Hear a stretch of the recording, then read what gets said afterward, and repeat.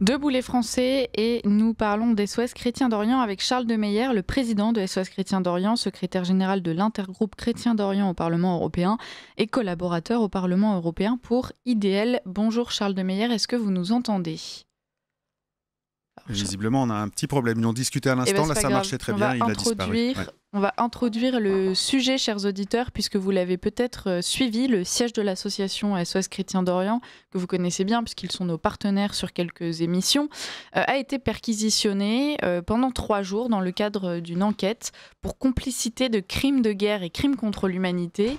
Alors, de bien grands mots, on va essayer de comprendre ce dont il s'agit et la source donc de tous ces ennuis pour SOS Chrétien d'Orient. Charles de Meyer, est-ce que vous êtes avec nous? Il est là. Alors, Charles de Meyer, est-ce que vous nous entendez? Oui, je vous entends bien, vous entends bien. Alors, on vous reçoit à 7h10 et il me semble que c'est à peu près l'heure à laquelle, justement, des policiers ont sonné chez vous il y a quelques jours. Est-ce que vous pourriez nous raconter ce qu'il s'est passé? Oui, eh bien, mardi dernier, j'ai vu, je crois, 8 fonctionnaires de la police fédérale belge et gendarmes français arriver chez moi à 7h10 du matin pendant que je préparais mes enfants pour aller à l'école, pour perquisitionner mon domicile pendant quelques heures, dans le cadre de ce qu'on appelle chez SOS Chrétien d'Orient la procédure Mediapart. Hein, vous savez, Liselotte, c'est cette tentative lancée par Mediapart, appuyée par un certain nombre de bourses européennes pour détruire SOS Chrétien d'Orient en 2020.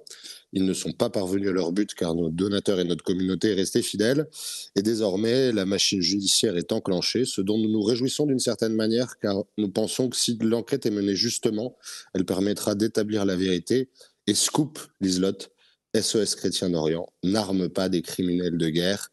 SOS Chrétien d'Orient ne fait que dispenser la charité à ceux qui en ont besoin. Alors justement, on revient aux sources de ces accusations. Vous l'avez dit, tout ça vient de Mediapart, qui a carrément consacré un dossier composé d'épisodes au sujet des SOS Chrétiens d'Orient. Donc on voit l'intérêt quand même que vous avez pour eux. Épisode 1, les liaisons dangereuses des SOS Chrétiens d'Orient avec les milices d'Assad. Épisode 2, SOS Chrétiens d'Orient, une start-up française au service du régime de Bachar el-Assad. Et épisode 3, comment SOS Chrétien d'Orient a utilisé le village syrien de Maaloula. Est-ce que vous pourriez nous expliquer précisément donc pourquoi est-ce que Mediapart tente de vous accuser de cela et la vérité en fait qui se cache derrière ces gros titres un peu aguicheurs? Alors, je vous rassure tout de suite, chez Mediapart, on n'a pas le talent de Choderlos-Laclos. Les liaisons dangereuses de SOS Chrétien d'Orient, c'est un, moins écrit, et deux, surtout, fondé sur une moins bonne connaissance de la nature humaine. Que s'est-il passé ?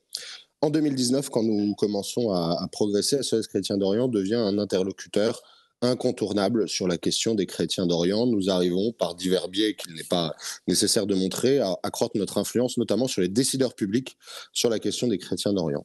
Au même moment, une bourse financée par les réseaux Soros est octroyée à des journalistes pour qu'ils puissent, des dizaines de milliers d'euros, hein, Liselotte, j'espère que vous serez contente de savoir que vos camarades journalistes peuvent gagner ces sommes simplement pour détruire une cause. C'est une bourse bruxelloise, hein, européenne, qui est octroyée à 3 journalistes pour attaquer l'association, la détruire. Ils vont trouver un allié en France, Mediapart, dont on sait son combat contre tout ce qui est de droite dans notre pays. L'actualité est pleine de leurs méfaits. Quel est l'angle qu'ils vont choisir? Puisque c'est des gens qui ne sont pas très courageux, Liselotte, hein, ils ne vont pas aller sur le terrain enquêter en Syrie.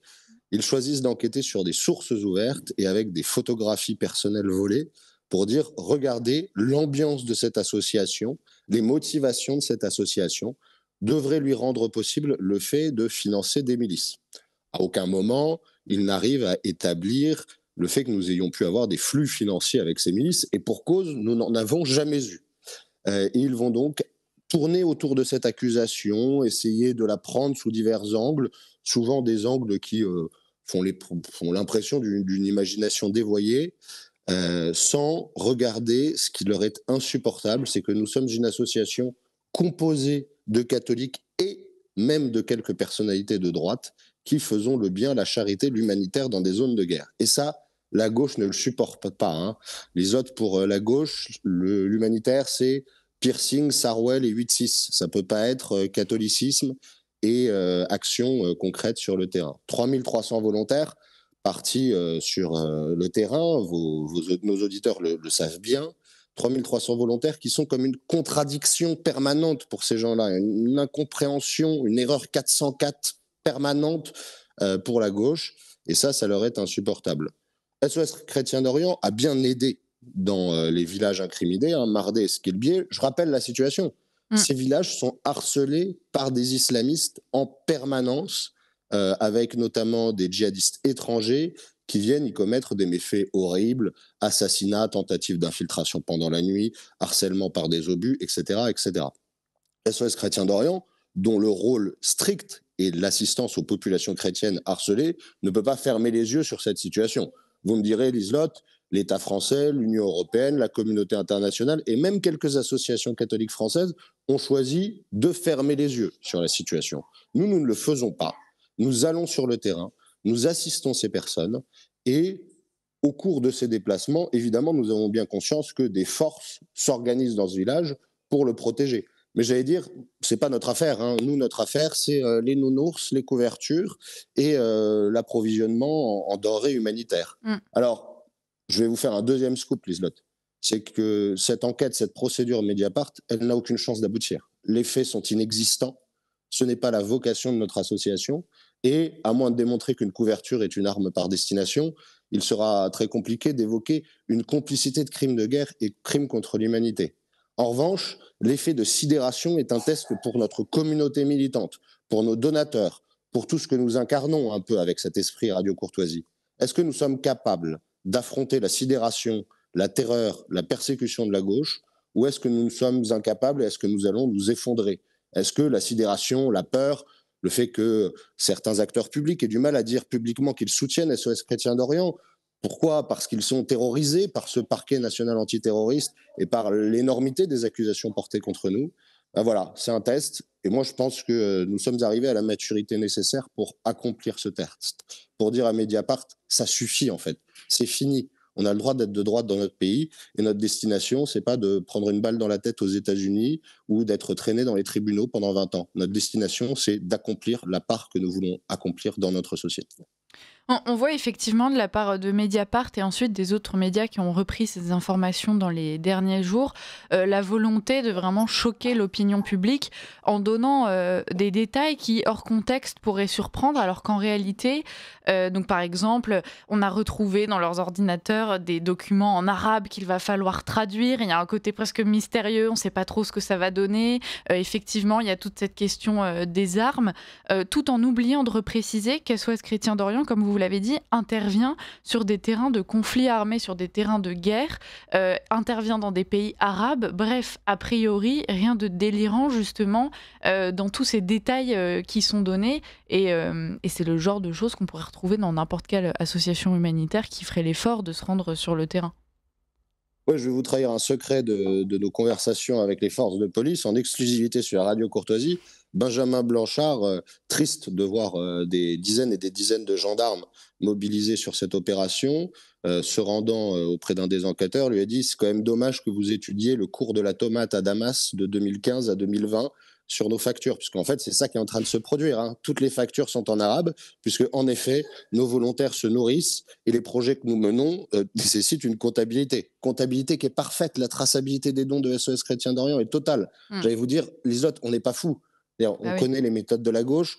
On a bien vu qu'en France, on était persécuté, effacé, supprimé, dissous à la moindre polémique. Et donc, notre comptabilité est faite avec des professionnels et en respect de la loi française, c'est-à-dire que la majorité des sommes que nous recevons pour un projet donné va à ce projet et puis à quelques fonctions support nécessaires pour exister.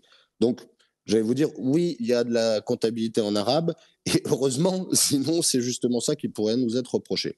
Deuxième point, et vous avez raison de le souligner, nous intervenons, Liselotte, dans des zones de guerre, dans des zones de conflit. Mardé et Skelbié, où nous allions, c'était juste à côté de la zone de front. Benjamin Blanchard, d'autres et moi-même, on était par exemple à Alep, sous les bombes, pendant que l'intégralité des médias occidentaux nous disaient « Oh là là, c'est terrible, Alep va être reprise », alors même que nous, ce qu'on voyait, c'était que le camp d'en face bombardait. Mais bon, c'était une guerre civile, tout ça était horrible, pas besoin de repréciser. Qu'est-ce que nous avons fait? Quelle est la meilleure preuve que ce dont on accuse SOS Chrétien d'Orient est bidonissime? Depuis que le changement de régime s'est opéré en Syrie, nous sommes encore présents sur le territoire syrien. Nous sommes encore en lien avec les autorités pour exercer un travail légitime. Nous continuons à dépenser des millions d'euros pour le peuple syrien tous les ans. Et ça, la justice française devrait peut-être se demander si on avait été des opérateurs secrets ou cachés de je ne sais qui, comment il serait possible, par quel miracle, par quelle opération du Saint-Esprit, on pourrait être encore sur place. Donc, c'est très simple. En fait, toute cette affaire, c'est un scandale de quoi? C'est un scandale de la dépense publique. Il faut s'imaginer le pognon que l'État est en train de mettre pour persécuter SOS Chrétien d'Orient sur commande, sur orchestration de Mediapart. Hein, des centaines de gendarmes mobilisés, des traducteurs en arabe qui vont coûter un pognon de dingue, des mois d'analyse des données qui nous ont été volées.